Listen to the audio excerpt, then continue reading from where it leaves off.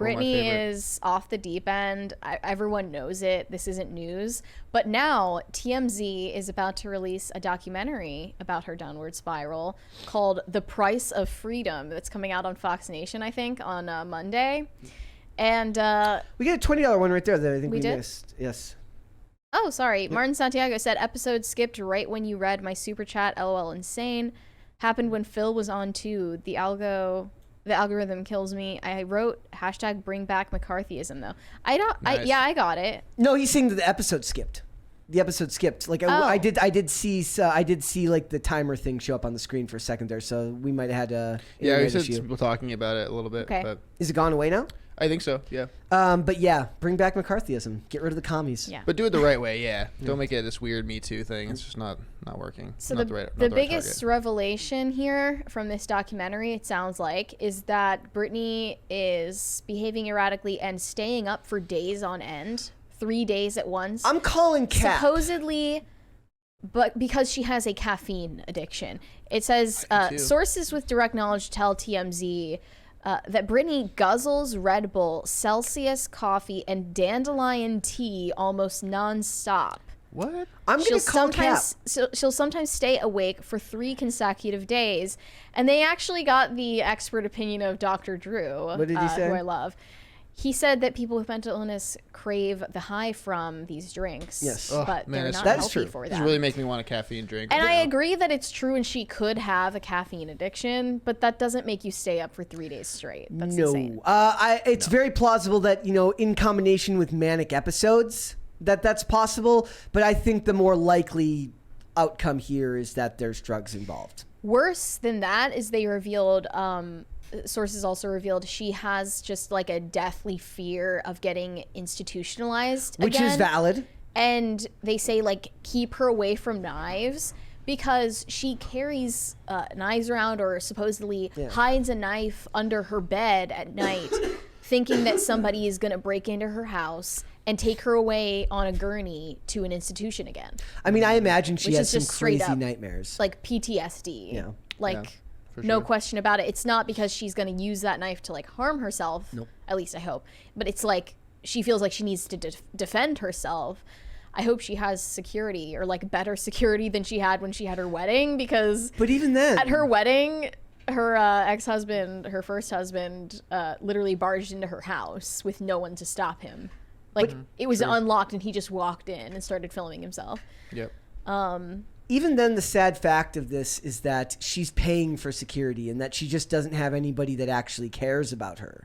Yeah. And that's the real sad part. Well, I think they care. And I think that, honestly, I think even like Kevin Federline and their kids who are reaching adulthood now, they care. But what can they even do at this point? It's out of their hands. Yeah. Like, and the rest of them are yes men. The rest of the people in her life are yes men. But you think that she's on drugs? I think that possibly. I think that other such substances are far more likely to keep you up for 3 days at a time. Believe me, I know. Right. Yeah. I don't think that it could be also like if she's bipolar and she's having manic episodes in conjunction with these things, it's possible. But I think Occam's razor tells us that there's other things that involved here than just caffeine. Yeah. People are also mad that TMZ is profiting off of her trauma by making a documentary. One comment on the trailer said, "What's more important, TMZ making money or someone struggling with mental issues not being dragged into the political spotlight?" But the thing is, like, she's been broadcasting all of this dysfunction herself on her own platforms, especially on Instagram. Yeah. All of her comment sections are off and people are going to go somewhere to talk about this. They're not just going to ignore it. Yeah. She's been posting nonstop videos of her with very little clothing on. You said smearing cake on her face, waving knives around. Man, this really makes me want caffeine now. Sounds like a great time. She's just playing dress up and like in a manic episode in her house all the time. It doesn't seem like she leaves the house much. And this is why my problem with not having people that care about her that are not her ex-husband and kids is that, look, the government shouldn't be going in there and telling her how to live her life, but it would benefit to have family members to at least be, or people that care about her, that genuinely care about her, that don't financially benefit from her in some way, to come in and say, look, are you okay? What's going on? Is there anything I can do to help? I think the sad thing is that the people who did this to her aren't going to face consequences, Nope. namely her dad, after her conservatorship. Like, that's, I feel, what would actually make this like a just situation again. Like justice in it some might give her some kind of peace, because she's posted it in the past, like expletive laden rants, just where she's just furious that this was allowed to happen to her. And I think the anger and the pain like really has like taken over, and she's just doing anything to ignore it at this point. So she's dancing around in her house in costumes. Right. Yeah. And it's hard to watch. Like, it's sad. Like, I don't know what to think about it other than just it's a truly sad situation for somebody, especially when you look at like Christina Aguilera turned out fairly normal. I mean, besides the dancing around with the dildo on stage at an all ages show, she seems there are degrees to vaguely normal, right? Like, it seems like she turned out, if not normal, halfway like sane. Halfway, yeah. The take that I hate, I've said it before, but it's like, let her live in peace, stop talking about her. It's Britney all just alone. like, yeah, leave Britney alone all over again. You can't just tell people not to talk about something that they find interesting, and about an internationally famous pop star who has been culturally relevant for decades, going through a public mental breakdown. Like 20 years. For 20 years. Yeah. Like, almost 30 years. You can't just tell people not to talk about it or not have opinions about it. Yep. I hate that. And also, to frame that as the compassionate thing, to just ignore that something is wrong, it actually lacks compassion entirely. Man, does anyone just really want caffeine right now? Jeez, I'm gonna grab one. I need it. Do it. Go for it, buddy. We have coffee. You can do that. He can do that. Yeah. See, he's off screen now. There should be something in there. Yeah. See, like, we've literally like Pavlovian response. He's like, now I need the caffeine. I'm super suspicious of Britney's husband, Sam Asghari. Still, I never thought that relationship was normal. Not just because of the age gap. The age gap's one thing entirely different from the rest of it. But like, like, she has a solid prenup, so is he in it for the money? Is he in it for the attention? It's a good question. Just because it's a vibe right now. It's helping his public persona. I mean, yeah, like it could be as simple people. as that. It could be as simple That's as so that. cynical. Like, can you imagine like the circle of hell you would go to for marrying this mentally ill, damaged woman to profit off of her trauma? Like, that's sounds insane. Like Hollywood, you know? He's not even 30 yet. Yeah, 29. Yeah. Yeah. I don't know. Like, I don't know. There if are it's, also claims in the documentary that she's gotten physical with him. that I believe. Gotten violent. Yes, I believe that 110%. But they didn't really elaborate on it. Like, a good question would be like, what is his response to that? It's like, all you can do is either just take it, call the cops, or I don't know. Yeah, like, there's no good outcome to anything like that, especially when somebody's that manic, and you have to wonder, like, what is the benefit for him? I mean, the hope would be that he really loves her, right? Like, that we're just wrong. But even if he does, it's like, why though? Well, I mean, that's not really our place to say if he actually loves her. It's not my right? place to say like why, but it's my place to ask. It certainly is my place to ask what's going on there. Like, If he actually loves her, I think that there's worse things in the world to worry about than I think there's more important things in the world to worry about if he actually loves her than why he actually loves her. I mean, my question is, why are they together? No. Like, contextually, nothing about it makes sense to me. I don't know. And it seems like it benefits him and not her. like the relationship, and it doesn't seem like she's gotten any more stable since they've been together. Yeah, like, she had that miscarriage or pregnancy scare situation. We're not even sure if she was pregnant in the first place. It might have been totally in her head the whole time. if there was an upswing in her temperament and she seemed to be more stable, you could make the argument, I guess, not knowing firsthand that he was good for her because he helped calm her down or helped keep her present. But her contact with the rest of her family, including her children, has only gotten less frequent since they got together. Yeah. The kids weren't at the wedding. It's not because they were disinvited. They didn't want to be around. They don't support this direction that she's going in. Right. So I think from the inside, it's just like it looks like a downward spiral. It doesn't seem like it's like a I don't know. I just feel bad about it. I feel bad about the whole thing. That's my take for most of it. Is like I don't know what to feel other than to just feel really bad for somebody who has to go through something so publicly. Right. Being forced to. There's no way she can like not be Britney Spears. Well, you don't have that option, right? It's one of the reasons that I actually don't. I give celebrities a lot of slack in the argument that when people make these, a lot of people make these arguments like, oh, they're rich and famous. What do they have to worry about? I'm like, they have their own things to worry about, right? Yeah. Like just because they're rich and famous does not mean that they don't have problems. They have plenty of problems. It's just that they're not problems that we can really grasp because we don't have them. A lot of people in the comments here think that Harvey Levin at TMZ is being paid off by either Britney's father or Britney's father's lawyer, Lou Taylor, I think. They said, Dr. Drew just did a reality show where he said Jamie Lynn saved my life. Weird. Also weird that he's happy to repeat talking points that sound like they came from Team Con.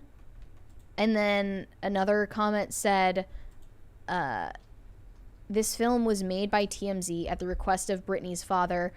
Her psychopathic father always worked with TMZ. He can't calm down because he didn't steal all the money from her, and he continues to abuse her with this movie. So this is just a conspiracy theory, I guess. That's scary, though. That's even worse. I'm guessing during the conservatorship had communication with TMZ to control her PR situation. Well, yeah, they were very good at orchestrating those. I mean, they were very good at orchestrating. Those relationships didn't end when the conservatorship ended. We saw the same thing happen when Amber Heard gave TMZ a heads up that she was going to be coming to a courthouse and that there would be bruises visible on her face. And TMZ was all too happy to go and make sure to get the photos needed because they view the media as their vessel to the outside world so that they can portray whatever narrative they need to be spun at that given time.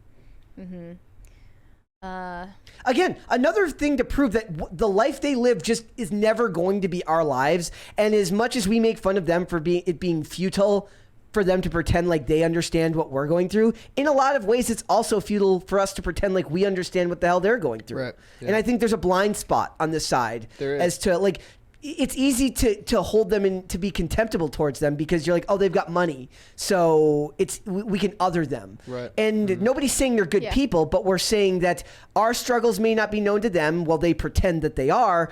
We also, in a lot of ways, discount what they go through, and I don't think that that's right either. Yeah, I think you're right. I think it's also easy to forget.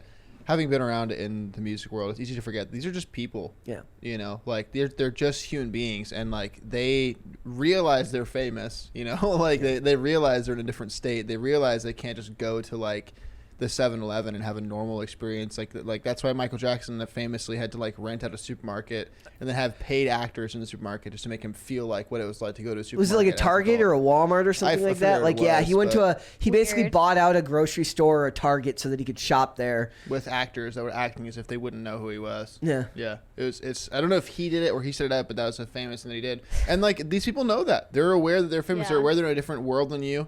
But it's so easy to forget on both sides. It's easy to forget that, like, you know, you're famous and et cetera, and it happens, like, it can happen so fast. But it's really easy to rag on somebody that's famous because, well, you know about them. They don't know about you. Like, they're an easy target. It's just, I don't know. I think it's what it needs to come down to is, like, with James Corden, for instance, he was being really... What can I say here? He's being a bit of a dickhead. Public nuisance. Bit of a nuisance to people, and that came out. Same with Ellen, being a bit of a difficult boss, and that came out later. it's like, as long as we're holding people accountable, I hate to say hold people accountable, as long as we're holding people accountable, if you're a good and nice enough person, like look at Tucker Carlson, for instance, when he was caught fishing by that one guy in Central Park, that's how you can be. You can be a normal person and still be known by everybody. You don't have to be a dickhead. But if you are a dickhead, don't be surprised when people are like, you're being a dickhead. Yeah. You know, like. Did they ask Tucker about the green M&M? They should have asked Tucker about the green M&M. How do you get real mad at? They should. I think that both sides could do better with maybe just admitting that we aren't going to ever understand or really be able to truly understand what the other is going through because our lives aren't the same. Right. Yeah. That's the biggest thing is just realizing that there is a difference there. And I'm sure like Britney's probably got a whole host of other problems we'll never even know about. Right. Like or ever come close to understanding. Worst to me, like looking at her Instagram post, is like all of these posts where she's barely wearing any clothing and she's like dancing around, not realizing how crazy she looks to everyone, possibly.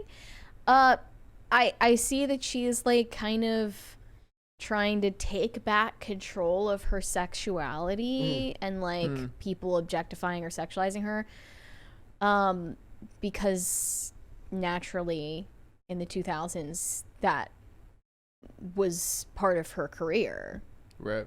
And she's like has this deranged look on her face and is like smacking her ass and looking at the camera. Yeah, kind of got like, I think Madonna has a similar problem with this. Yeah, this exactly. whole, like, growing old thing. Madonna's feels more calculated, aging to me. and yeah, true. Right. Very with true. Madonna, but like she's like aging and like I don't know, like not coping well with this change in her life, like not being in the prime of her beauty anymore. Do you think that male celebrities deal with aging better than women? That like because of the virtue of how they were never valued for their looks anyway. Yeah, not in the same way. Not in the same way. Like Tom Cruise can age, and like Tom Cruise now looks roughly his age, a little bit younger, but still roughly his age. But in my opinion, he looks. Actually, I don't know about that because he's about the same. He's only a couple years younger than Tom Hanks, and he looks better than Tom Hanks. So maybe I'm wrong. Well, I saw people arguing about this on Twitter, which is where most people argue about things. Yes. Posting comparison pictures of Tom Cruise and who was his female co-star in the first Top Gun. I don't know her name. I forget. Oh, it is. Yeah. But she wasn't Shannon something. I forget. I have a feeling it was Shannon for some reason. But she wasn't recast in Top Gun Maverick, and people had a big problem with that because it's ageism, sexism, et cetera, et cetera. But she has not aged as well as Tom Cruise has. No, there are a lot of reasons for that. Kelly McGillis. Kelly McGillis. Oh, okay. There are a lot of reasons for that. Notably, she's like had cancer. She has spoken about getting gang R-worded twice in her life, dealing with the trauma of that from the age of like 12. Things that ordinarily people don't go through that will like trauma will make you age faster. Stress will make you age faster. Plus, he's got Scientology. Yeah, and he has the power of Scientology on his side. But they were like comparing them in such a like callous way like that to say like women age like milk and men age like wine, and it's like there are plenty of women that have aged. Trauma ages like milk too, though. Yeah, it does. So, and then people posted a picture comparing like Jennifer Connelly and Brendan Fraser, and they were like, from while he was starring in The Whale. Like comparing them young versus old and saying like, well, you can pick an example to prove any point that you want. Yeah, good point. Well, because Brendan Fraser has been through a lot too. Yeah, yes. That affected how he aged. Here's 60-year-old Jennifer Beals, so it doesn't really compute. Yeah, like she's like 61 in that or something like that. She would play Kamala Harris in the biopic. Oh my God! Wow, that is so true. Holy crap! And it would not be accurate. It depends if she can squint her eyes enough when she's smiling, like and laugh like a psychopath. That's so annoying. I'm sorry. Like, just I brought her up on the after show yesterday talking about AI because she's like the new AI star. Yeah. Yeah, we are so guys. Screwed. Oh no, I think the opposite. We're gonna be fine. She's gonna save us from AI. She's gonna save us from AI. She's gonna become this knight in shining armor and just be so. I think the AI just won't be able to understand her. She won't be able to understand like whether or not she's like, I don't know. Anyways. Last thing I wanted to mention is that there are a couple of A-listers that Britney Spears had flings with earlier in her career that are reportedly threatening legal action against her because her memoir is coming out soon. But there's no names attached to it as to which ones those are. Probably not Justin Timberlake. Oh, not JT. Yeah. Oh no, JT. Probably JT. JT kind of did her dirty, like. Yeah, kind of. Did. How? How do you? I've heard that Crimea River is like a massive misrepresentation of what happened. Crimea River. Well, I mean, there's three sides to every story, right? Yeah. Your side, my side, and the truth. So it's probably somewhere closer to like Crimea like a lake, or Crimea something less than a river. Crimea pond. Stream. A pond. Oh, JT. Yeah. He's had quite a wild career. But he's also seems like he's come out fairly normal. He also got a ton of crap after the Janet Jackson thing. Well, I mean, that was planned. Like Janet Jackson was in on it, and it's kind of what's messed about that Janet Jackson thing is her career like took a hit for for no reason in a very different America at the time. If you think about the America then that was outraged about that and how different that would have been if that occurred 20 years later. Yep. It would be in a completely different story, and people would have been like, "Oh, this is courageous and brave, and like we should be freeing the nipple and blah blah blah." And now it's like that was like that. Well, if she flashed them herself, right? Yeah. Then it would because it wouldn't have been a male exposing her. Very true. Very white male at that, guys, who's appropriating Black culture by being a singer and a rapper and stuff like that and a dancer. Yeah, very true. Very true. There's a lot of angles you can take on that. Thanks for watching. Listen to full episodes of Pop Culture Crisis on Spotify. Keep up with us on social media and make sure you subscribe and ring that bell so you never miss the show. Bye, guys.